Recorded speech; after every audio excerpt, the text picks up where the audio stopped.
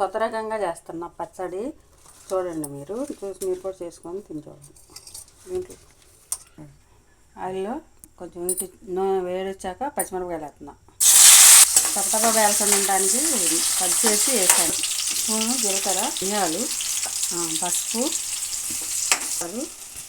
వేస్తున్నాం. 1 కేజీ టమాటాలు ఇప్పుడు వేసుకుంటున్నాం. అది బాగా మగ్గాలి. సరిపడా ఉప్పు వేసుకుంటున్నాం. సరిపడా ఆయిల్లో మగ్గుద్ది. చింతపండు కూడా బాగుంటుంది, పచ్చడి నిల్వ ఉంటుంది.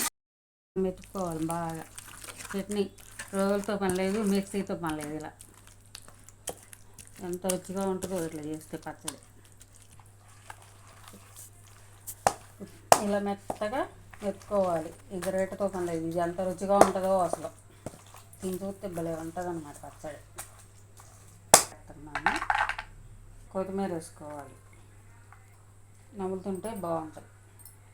కోలుసుకొని వేసుకుంటే అది ఏంటంటే పలకండి. ఎంత బాగుందో చూడండి. రుచిగా కూడా బాగుంది.